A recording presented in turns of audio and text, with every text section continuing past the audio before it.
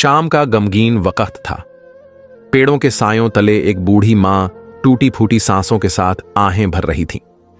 उसकी एक आंख नहीं थी और दूसरी से भी बस धुंधला धुंधला सा नजारा आता था।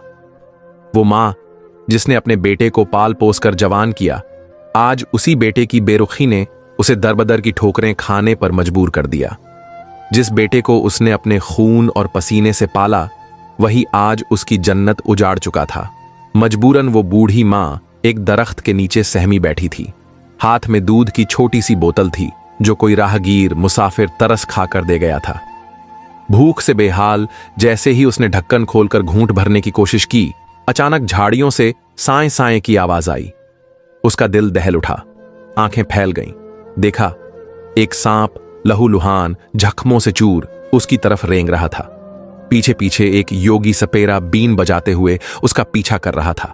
मगर खुदा की करनी देखिए, वो सांप किसी तरह जोगी के हाथ से बच निकला और सीधा बुढ़िया के फटे पुराने आंचल में जा छुपा। बुढ़िया की सांस ऊपर की ऊपर और नीचे की नीचे अटक गई। बदन कांपने लगा। मगर उसी वक्त अल्लाह के हुक्म से सांप इंसानों की तरह बोल पड़ा, अम्मा डरिए मत, मैं आपको कोई नुकसान नहीं दूंगा। मेरा दुश्मन पीछे पड़ा है, मैं जख्मी हूं, मुझे पनाह दे दीजिए। मां हैरान थी, ये सांप भी बोल रहा है। दिल पसीज गया, आंसू छलक पड़े। कांपते हाथों से उसने अपने फटे पुराने दुपट्टे में उसे छुपा लिया। इतने में योगी पास आया और बोला, ए बुढ़िया, यहां से कोई सांप गुजरा है? मां कांपती आवाज में बोली, नहीं बेटा, मैंने किसी सांप को नहीं देखा। जोगी दूसरे रास्ते मुड़ गया। सांप आंचल से बाहर निकला और बोला, अम्मा, आपने मेरी जान बचाई है, मैं जिंदगी भर आपका यह एहसान नहीं भूलूंगा। मगर आप क्यों रो रही हैं? मुझे बताइए, मैं आपकी क्या मदद कर सकता हूं? यह सुनते ही बुढ़िया की आंखों से अश्कों का दरिया बह निकला। उसने दर्द भरी आवाज में कहा, बेटा, अगर सुनना चाहते हो तो दिल मजबूत कर लो, मेरी कहानी बहुत दर्दनाक है। उसने कांपते लफ्जों में अपना गम बयान करना शुरू किया। मेरे पेट में बच्चा था कि मेरा शौहर इस दुनिया से चला गया। ससुराल वालों ने धक्के मारकर मुझे घर से निकाल दिया कि कहीं हिस्से में से उनका माल न बढ़ जाए।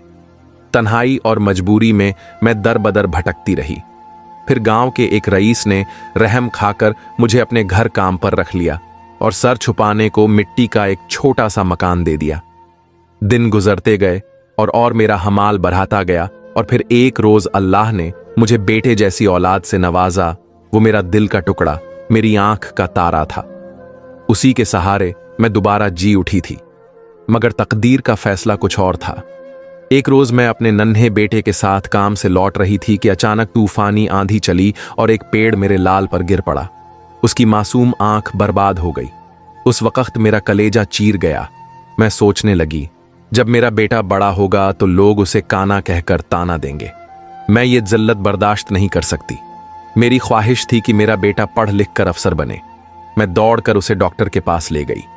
चेकअप के बाद डॉक्टर ने कहा, आंख की रोशनी हमेशा के लिए जा चुकी है, मगर अगर पैसे हों तो नई आंख लग सकती है।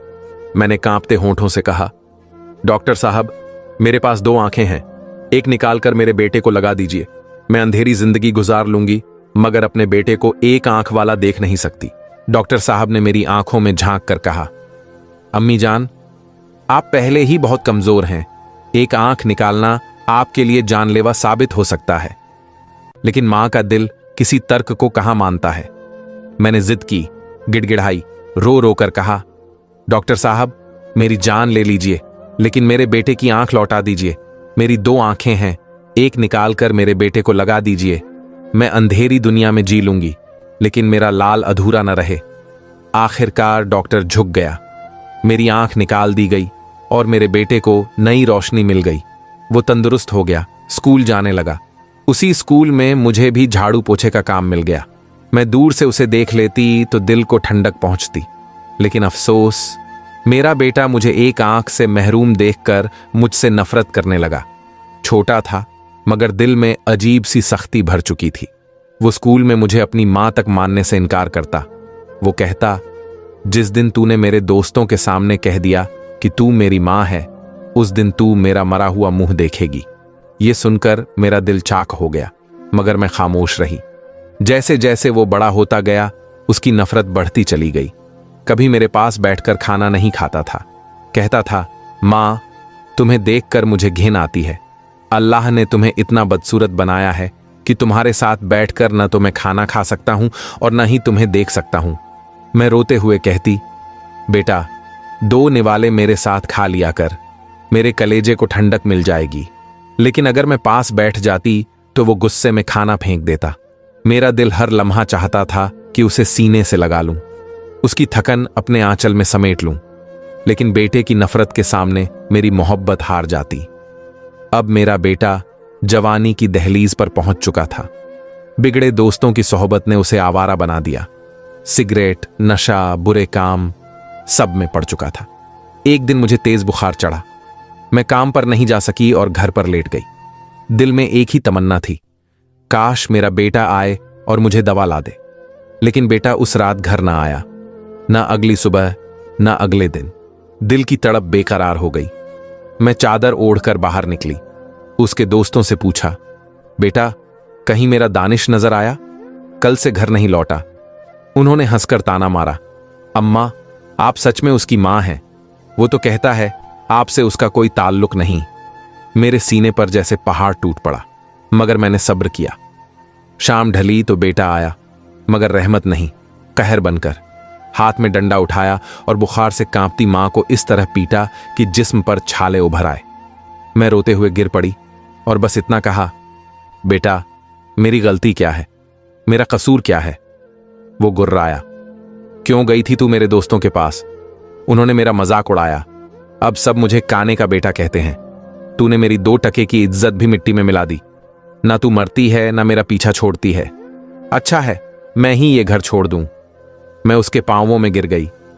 बेटा, मत जा। तू चला गया तो मैं जीते जी मर जाऊंगी।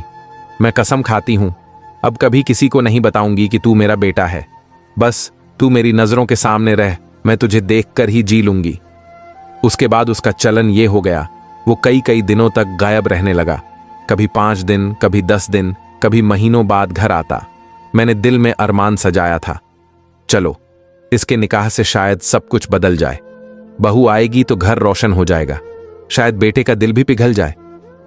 मगर अल्लाह को कुछ और ही मंजूर था। पूरा महीना गुजर गया। फिर जब मेरा बेटा घर आया तो अकेला नहीं था, उसके साथ एक दुल्हन थी और उसे देखकर मेरी आंखें हक्का बक्का रह गईं। क्या देख रही हो मां, इतनी आंखें फाड़कर? बेटे ने हंसते हुए कहा। मैं सन्न रह गई। उसने कहा, यह मेरी बीवी है, मैंने शादी कर ली। मेरा दिल बैठ गया। कितने सपने देखे थे मैंने बेटे की शादी के, पर उसने न मुझसे पूछा न बताया। खैर, सोचा कोई बात नहीं, अब मेरा बेटा मेरे पास तो रहेगा। लेकिन मुझे कहां पता था कि आने वाली बहू बेटे से भी ज्यादा निर्दयी होगी। पहली ही नजर में घूर कर अपने कमरे में चली गई। मैं चुपचाप उनकी सेवा में लग गई। बेटा दफ्तर जाता तो बहू हुक्म चलाती, पांव दबाओ, तेल लगाओ, चाय बनाओ, खाना लाओ। थकी हड्डियों के साथ सब करती रही, पर बहू फिर भी कभी खुश न होती। कभी बेटा और बहू बाहर घूमकर खाते पीते लौट आते और मैं भूखी सो जाती। सब्र मेरा साथी बन गया। फिर एक दिन खुशखबरी मिली, बहू मां बनने वाली थी। बेटा फूला नहीं समा रहा था। मुझसे बोला, मां, मेरी बीवी का खूब ध्यान रखना, उसे किसी चीज की कमी ना हो। मैंने सिर हिलाकर कहा, तू निश्चिंत रह बेटा। बेटा कुछ दिनों के लिए काम से बाहर गया। बहू की सेवा का बोझ अब पूरा मुझ पर था। वह कहती, क्या देख रही हो, जल्दी खाना बनाओ और चाय में दूध ज्यादा रखना, मेरा बीपी लो हो जाता है। मैं बीमार शरीर के साथ उसके पैर दबाती, खाना बनाती, चाय बनाती रही। एक रात बहू आराम से लेटी थी और मैं उसके पांव दबा रही थी। थकी आंखों पर नींद हावी हो गई और मेरा सिर उसके पेट पर लग गया। बहू ने जैसे आग पकड़ ली हो। गुस्से में उसने मुझे धक्के मारकर जमीन पर गिरा दिया। मैं मिन्नतें करती रही, बहू जानबूझकर नहीं हुआ, माफ कर दो। पर वह और बिगड़ गई। तभी बेटा घर आया। बहू ने उसे कहानी उल्टी सुल्टी सुनाई। बेटा दहाड़ा, तूने मेरे बच्चे को मारने की कोशिश की। तू हमेशा से मेरी दुश्मन रही है। ऐसी मां से अच्छा है तू ये घर छोड़ दे।